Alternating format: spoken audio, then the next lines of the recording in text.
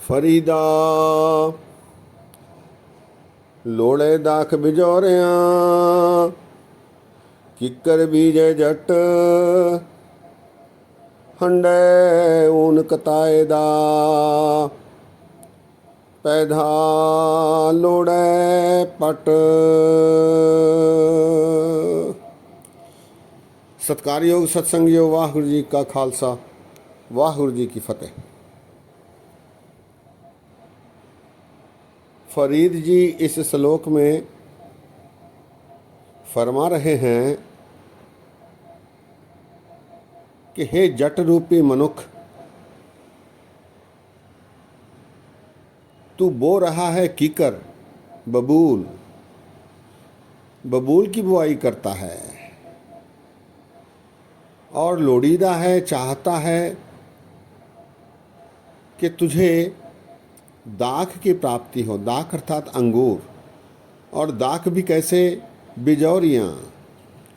सत्संगियों, पाकिस्तान अफ़गानिस्तान के सीमा पर एक क्षेत्र आता है जहाँ छोटे अंगूर पैदा होते हैं जो बहुत मीठे और रसीले होते हैं।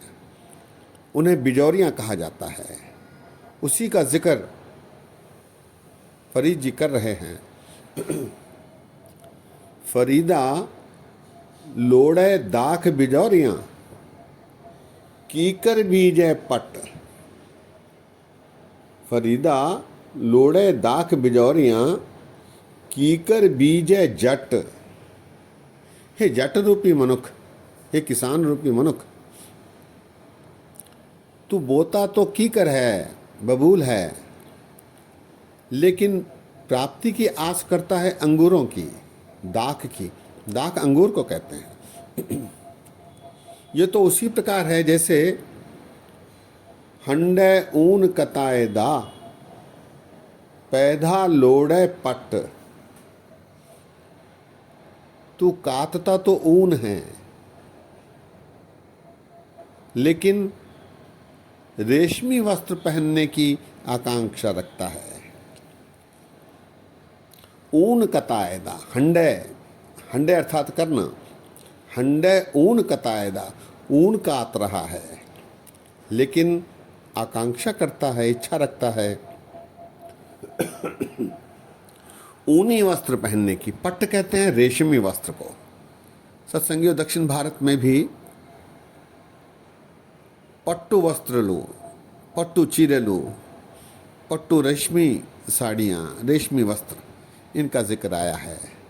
महाराष्ट्र में भी पटोला रेशमी को, रेशम के वस्त्र को कहा जाता है। यही उस शब्द का प्रयोग फरीद जी ने किया है, पट्ट। फरीदा लोड़े दाख बिजौरियाँ, किकर बीजे जट हंडे ऊन कताए दा, पैधा लोड़े पट। अर्थात मनुष्य बुरे कर्म करता है और अच्छे फल की प्राप्ति की आकांक्षा करता है। बुरे कर्मों में रत होकर अच्छे काम करने की आकांक्षा रखना फिजूल है।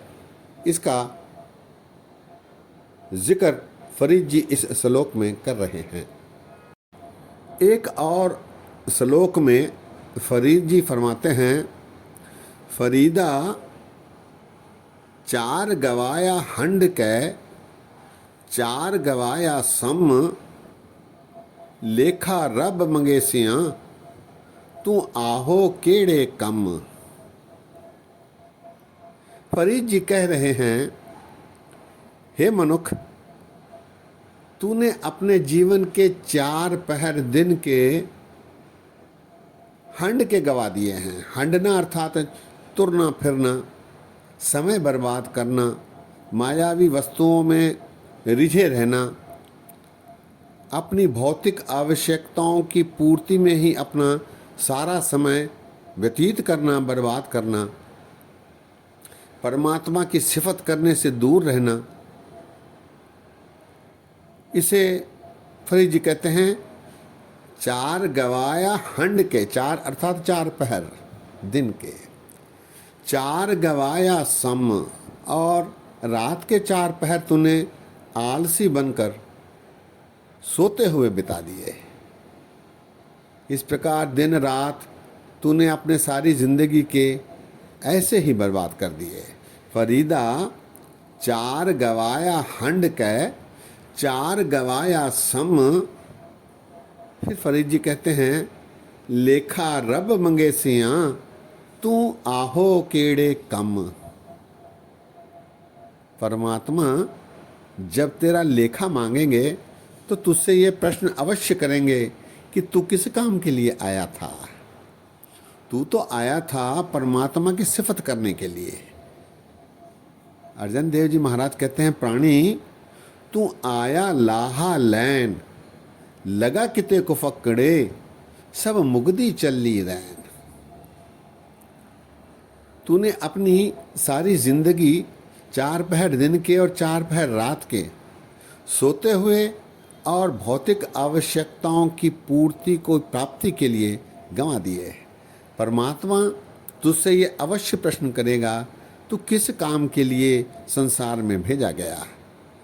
फरीदा चार गवाया हंड कै, चार गवाया सम, लेखा रब मंगेसियां तू आहो केड़े कम। सत्संगियों, वास्तविकता ये है कि परमात्मा ने जीव को मनुष्य जन्म देकर परमात्मा की सिफत करने के लिए भेजा है। मनुष्य का ध्येय परमात्मा की खुशियां प्राप्त करना है, और ऐसा करने के लिए परमात्मा ने गुरु के माध्यम से परमात्मा की कृपा प्राप्ति के मार्ग दर्शाए हैं।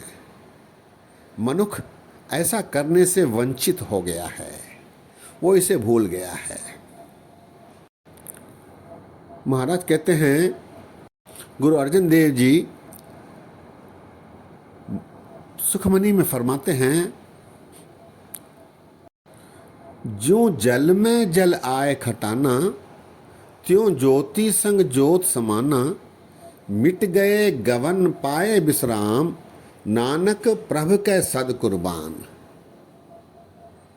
मनुष्य इस संसार में लहर के समान आता है, लहरों के समान आता जाता रहता है, और फिर उसकी परिणति होती है फिर वापस जाने की, उस ज्योति में मिलने की जिससे वो विलग हुआ है, अलग हुआ है। ज्यों जल में जल आए खटाना, त्यों ज्योति संग ज्योत समाना।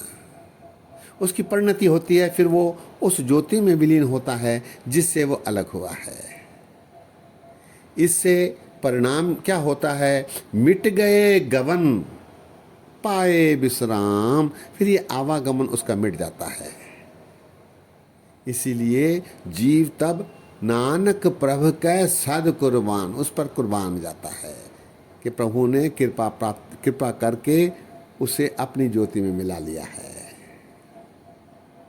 ये सारा खेल है। मौला खेल करे सब आपे, एक कढ़े एक लहर भी आपे, ज्यों नचाए त्यों त्यों नचन, सिर सिर किरत विहान्य। परमात्मा का ये खेल जिसे समझ में आता है, फिर वो परमात्मा से जुड़ जाता है और उस ज्योति में मिलने के लिए अग्रसर होता है जिससे वो अलग हुआ है।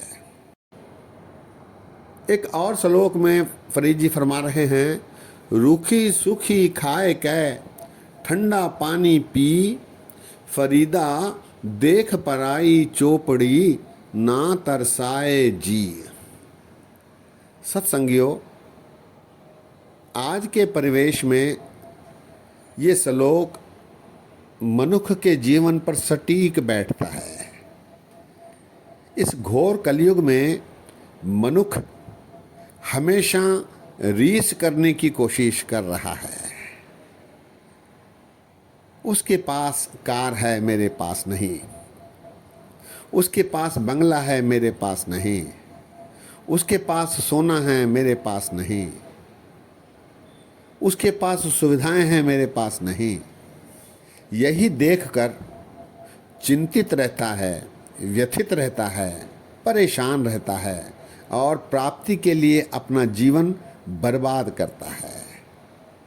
फरीद जी सलाह देते हैं, रूखी सूखी खाए कै ठंडा पानी पी, फरीदा देख पराई चोपड़ी ना तरसाए जी।